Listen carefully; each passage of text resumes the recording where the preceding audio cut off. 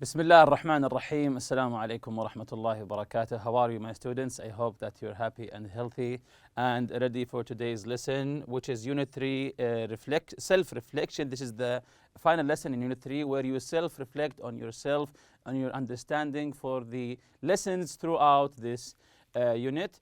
But before we do that, let's open our workbook on page 105 to complete the exercises in the workbook. Page 105, exercise N.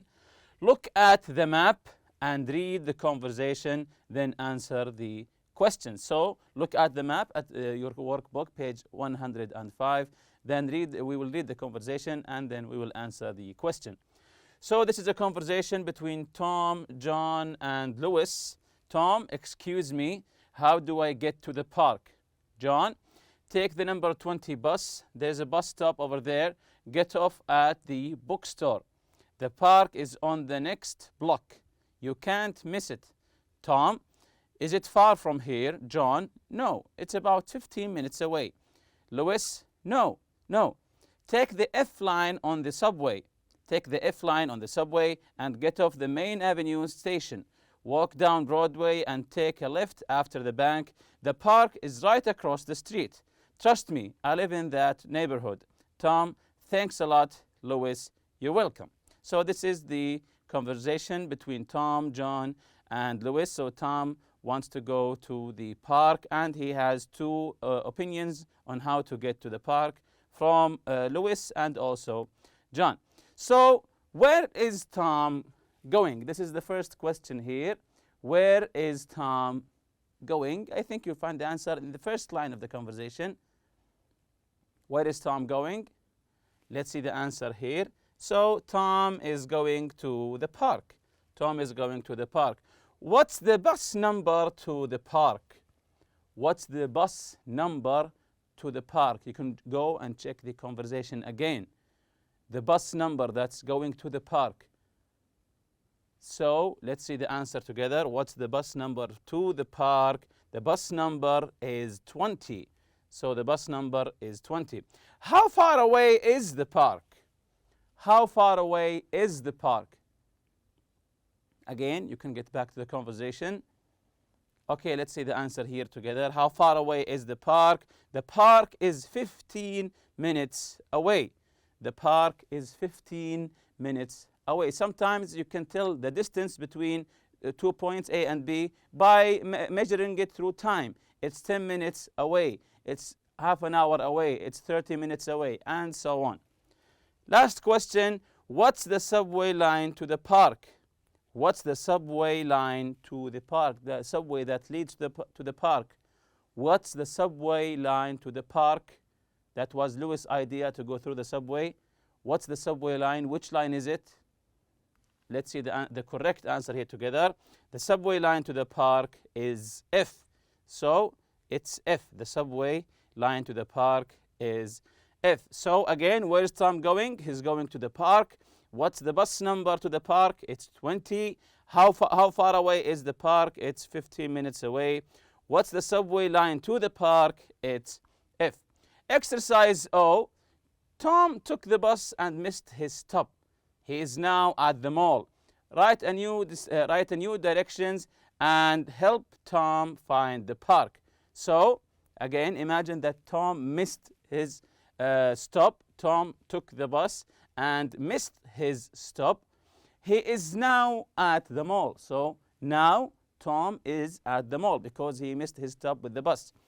Write new directions and help Tom find the park. So you have to write your directions to help Tom to get through the park. Which way should he go? Which right? Which left? The second right, the second left, and so on. So try to help Tom to get to his destination. He is now at the mall.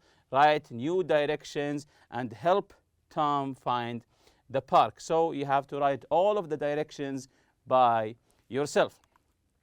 Of course, this is the correct answer here. Turn left and walk to the end of the road. Turn right and walk down Franklin Street. Keep going until you see the restaurant. When you get to the restaurant, take a right and walk down Park Avenue. The park entrance is on Park Avenue. So this is the direction from the mall to the park. Again, the question is that Tom missed his stop with the bus. Now he's at the mall. How does he get to the park? This is the answer. I'll read it again. Tom, turn left and walk to the end of the road. Turn right and walk down Franklin Street. Keep going until you see the restaurant. When you get to the restaurant, take a right and walk down Park Avenue. So after the restaurant, you take a right and walk down Park Avenue. The park entrance is on Park Avenue. So while you're walking on Park Avenue, you will see the park entrance. Exercise P. Look at the picture and read the conversations. Mark O for offers and R for requests. O for offers, R for requests. So look at the picture, page 105, exercise P. Look at the picture and read the conversations. Mark O for offers. If it's an offer, write O. And write R for request. If it's a request, write R. And the first one, let me carry that for you. The first one is already done here. Let me carry that for you. So someone is offering to carry something from someone. Let me carry that for you. Is this a request or an offer? Yes, of course it's an offer. That's why we've written O. 2. Will you tell Sarah to bring some snacks from the kitchen? Will you tell Sarah to bring some snacks from the kitchen? So is this an offer or a request? Please tell Sarah to bring snacks from the kitchen. So is this a request or is this an offer? So let's see the correct answer here. So it's a request, the letter R. So it's a request. I'm requesting from Sarah to bring snacks, to bring something from the kitchen. 3. I'll tell her and I'll get some napkins too. I'll tell her and I'll get some napkins too. So is this an offer or a request? I'll tell her and I'll get some napkins too. So I think this one is obvious that it's an offer. Number 4, can I borrow your cell phone? I need to make a quick call. Can I borrow your cell phone? I need to make a quick call. Can I borrow something? So I think this one is obvious.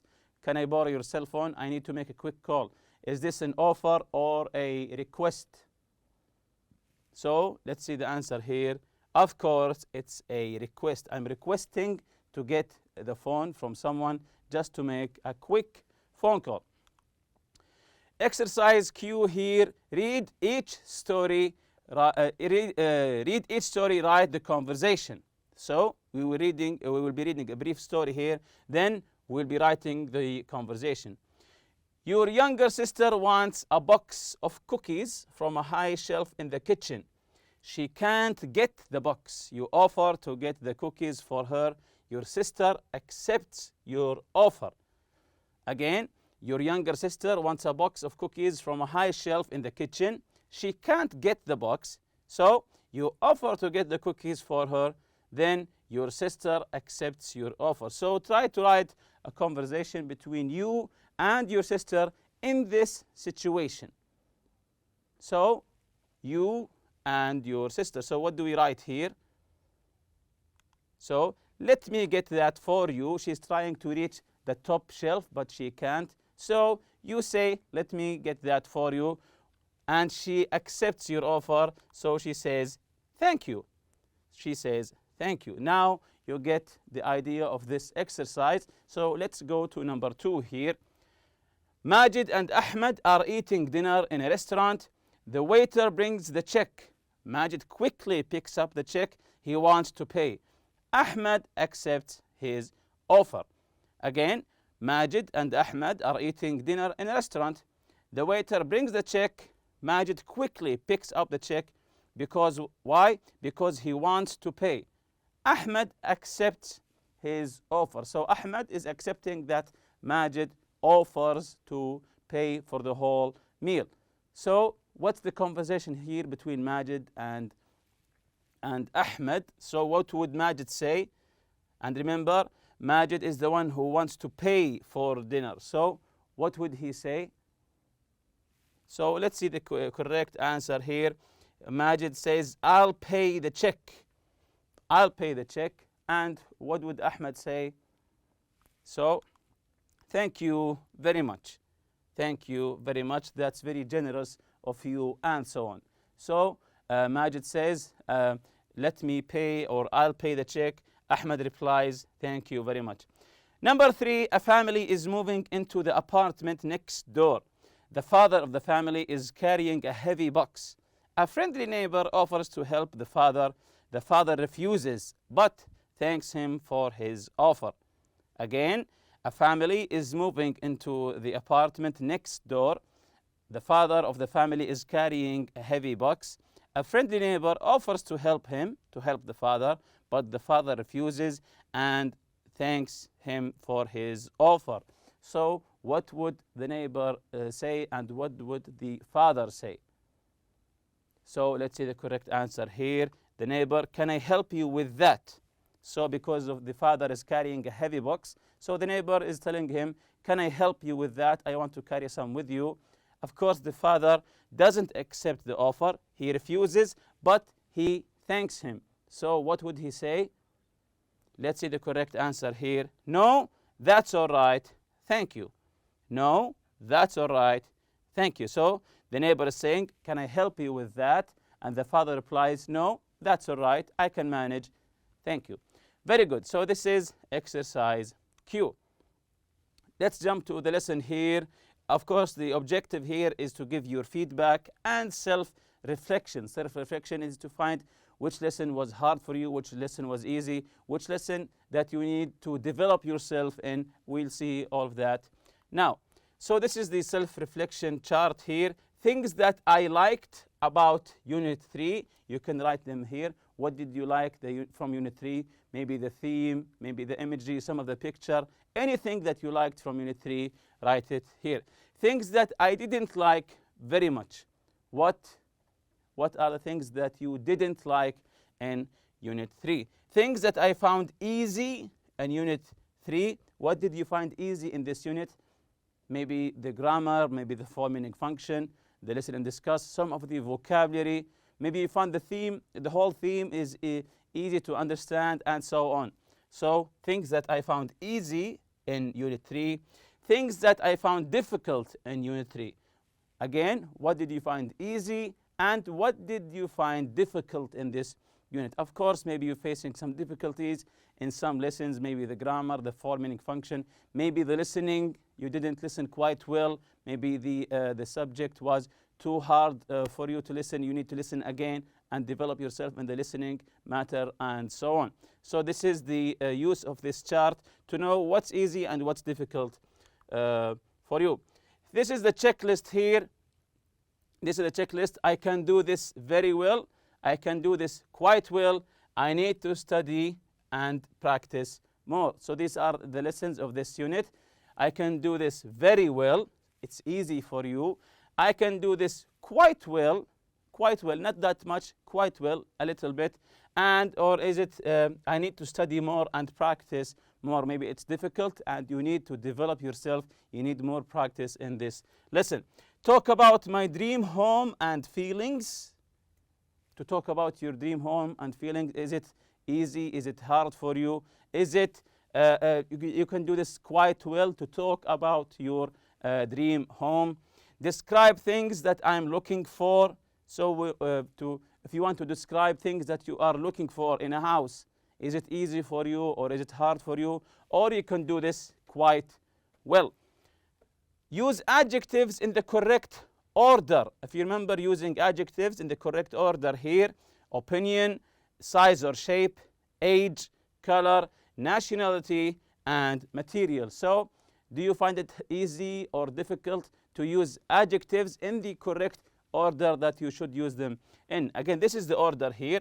Opinion, size or shape, age, color, nationality, and material. For example, I have 2 large brown sofas.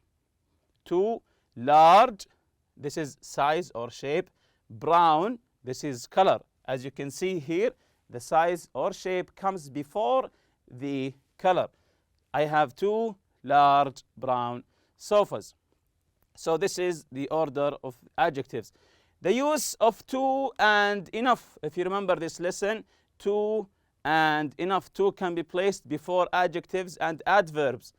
She can't reach the shelf. She's too short. Too short. So to can be placed before adjectives and adverbs. Enough can be placed after adjectives. She's not tall enough. She's too short, or you can say she's not tall enough. Enough can be placed after the adjectives. Enough can be placed before nouns. They should buy their own home. They have enough money. They have enough money. So you can use enough before nouns. So this is the lesson of to and enough. Do you find it easy? You can do this quite very well, or you can do this just a little bit quite well, or do you find it difficult? So you should check the mark here that you need to practice more. Also, the lesson here for giving directions for places. If you remember this from form, meaning, and function, to give directions for some places. This is here giving directions. Turn left or right, take a left or right, take the first or second left. If you remember to say take the first, the second, the third left, and so on. Go straight for a few miles. Keep going until you see the restaurant, until you see the bank, then take a right, and so on. When you get to, you'll see. When you get to the junction, for example, you'll see the bank, or you'll see the park, and so on. If you see you've gone too far, if you see the mosque, you've gone too far, you have to get back. So this is the giving direction, and also asking for directions here. Excuse me, I'm looking for the park or the bank. Could you tell me where the bank is, for example? Can you tell me how to get there? Am I headed in the right direction for the bank? So all of these you can use to ask for directions. Giving directions and asking for directions. Express requests, offers, promises, warnings, and to make decisions. So this is expressing requests, offers, promises, warnings, and spontaneous decisions. The decision that you made at that moment. You can use will for requests, use will for offers and promises. Can you tell me where you live? Will you drive me home? Will you drive me home? So this is a request here. Will you drive me home? Sure, I'll draw a map. Sorry, I can't, I have an appointment. So all of these. Also, you can use will for spontaneous decisions. Now the children have left the college. This house is too big for us. I know, we'll downsize into an apartment. So this is a spontaneous decision. So the spontaneous decisions, the decisions that you just made at that moment without planning, we use will. Also use dependent time clauses for future, when, before, after, while, and until. If you remember this, we use dependent time clauses with will, before, after, while, and until. Don't worry, I'll take care of the children until you get back. So this is the time dependent time clause here, until you get back. When he finishes work, he'll go straight to home. So again, this is a dependent time clause. We use when, before, after, while, and until. The last part here, your favorite new words from Unit 3, the vocabulary that you've learned from Unit 3. You can list your, not only 5, maybe more than 5. Why not? And here, if you're still not sure about something from Unit 3, read through the unit again. Read the unit again. Listen to the audio material. Study the grammar and functions from the unit again. And of course, always ask your teacher for help whenever you feel lost, or you feel that you don't understand some of the lessons. always go to your teacher and ask them for help. And with that, we reach the end of this lesson and this unit. See you next lesson, inshallah. سبحانك اللهم وبحمدك. أشهد أن لا إله إلا أنت أستغفرك وأتوب إليك. السلام عليكم.